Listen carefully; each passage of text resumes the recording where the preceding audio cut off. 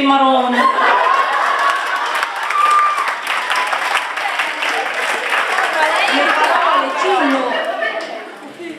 Sì, scusa, ma se fuori dai coppi, cercavo solo le chiavi, devo vedermi con la ballotta ed è previsto un cartello d'acqua.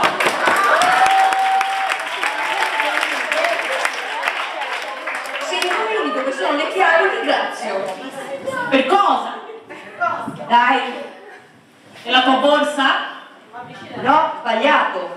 Allora porti via Rusco. Mamma, è un pallottino però. E adesso concedimelo, ho la pazza di farlo fare a te, non me la perdo, ogni volta ne hai una. Sono in ritardo, sono vestito così, vengono i miei amici.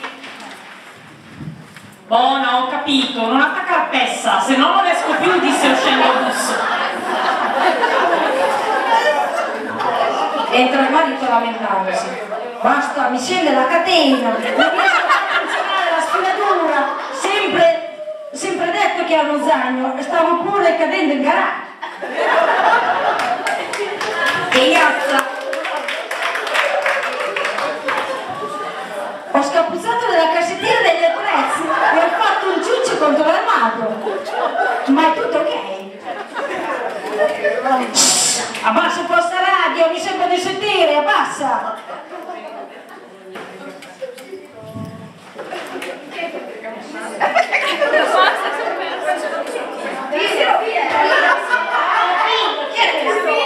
Mamma, le mani piene! Dio, mamma, le mani piene! La figlia, vabbè, la figlia! Tiro, mamma, ho le mani piene, non ho potuto aprire, 1000 sacchetti, mamma, papà. Arriva, non ti sentivo, c'era la radio ad alto volume. Sai, tua madre quando ascolta la musica? Ma c'era una canzone di quelli, sì, gli inglesi, i burdigoni, guarda. Mamma, Beatles, che piducco, no.